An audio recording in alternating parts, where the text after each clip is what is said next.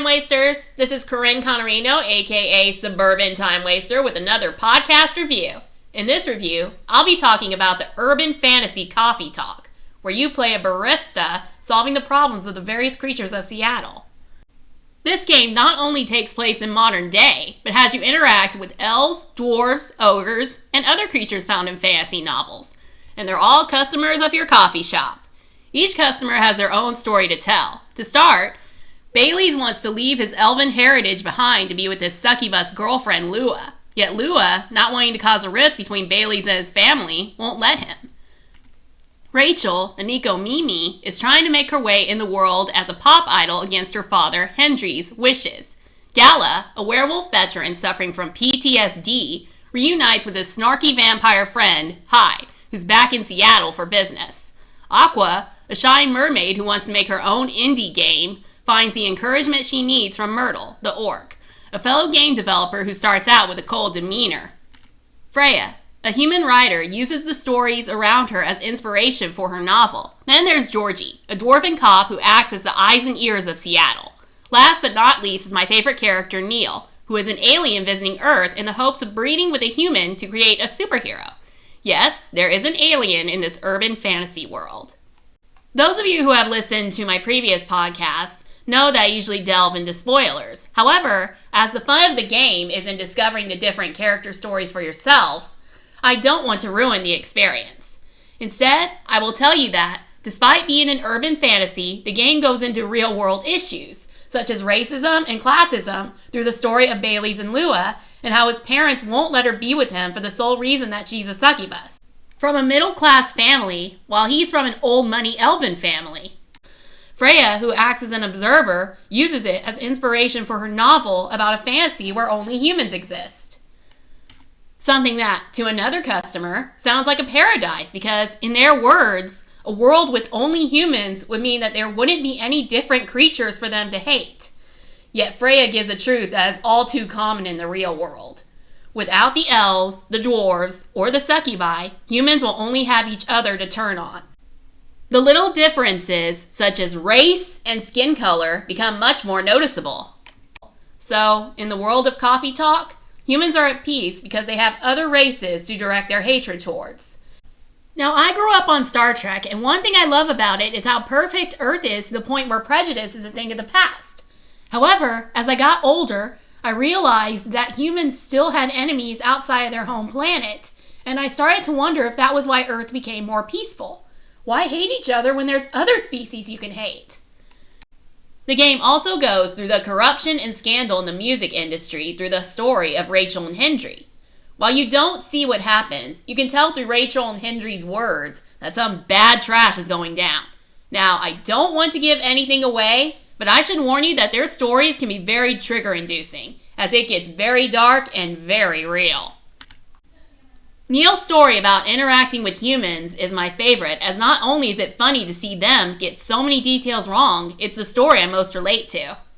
Growing up, I've always preferred the world of fiction to the world of reality, as it was much easier for me to relate to characters over people.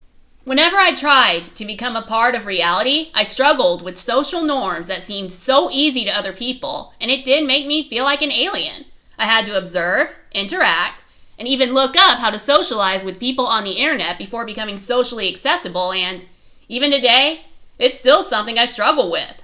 I know the alien wants to breed with a human plotline ain't exactly new in sci-fi stories, but in this case, Neil isn't trying to breed by abducting anyone. They go through common methods, such as dating apps and walking up to people and talking to them. Neil's lack of knowledge about how to communicate often makes them come across as inappropriate. But unlike most media, where we're supposed to accept the inappropriate behavior as a quirk, Big Bang Theory, Neil acknowledges when their behavior is inappropriate and works to change themselves. During the game, you listen to the conversation between the characters and you make drinks for them. Sometimes the characters will request what drink they want. Other times, you have to make a guess. Though there will be the rare case where you shouldn't give the customer the drink they ask for. I know, it sounds boring, but the story totally makes it worthwhile. Okay, that, and you can access the barista's phone at any time. Their phone contains the Tomodachi profiles of each customer, which is the game's answer to Facebook.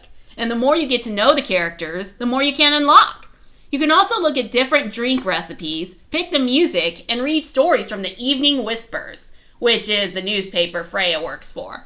All of the stories you see are written by Freya, and they go from weird to thought-provoking. Some of them are, and I am not kidding on this one, about kissing cats, while others are about a guy going on a date with a shape-shifting alien. Which you read on the day you meet Neil, something I doubt is a coincidence, but I really wish that Freya or the barista had made a reference to the story while talking to them. It would have been an interesting parallel between Freya's work and life at the coffee shop. Other than that, the stories read like a first-time writer using prompts for inspiration, which is not a dig at the makers of the game. The first story I wrote was a cringe fanfic crossover between X-Men and Donkey Kong, which, sadly, my mom still has a copy of in her closet. Yet, as I said, some stories can be thought-provoking, such as the 3-part Romeo and Juliet, but it seems a little unrealistic that all of the stories are written by Freya. While I get that creating other characters can be hard, all you really need to do is make up names and not even introduce any new characters. In the end, you get to see how everyone turned out based on the drinks you gave them. The only exception is Georgie, who only exists to give exposition, and because the game needed a dwarf. Some of the endings come in pairs, but while the one heterosexual couple's love is on full display, the homosexual relationships are hinted at, to the point that the couple could be mistaken for really good friends. While the gameplay itself is not much, the world and story are beautiful, and the characters keep you coming back for more, though there were opportunities the game did not take, such as having open homosexual relationships and merging some of the stories on the Evening Whispers with what was going on in the coffee shop. I give this game 9 out of 10, and with that, my time wastings come to an end.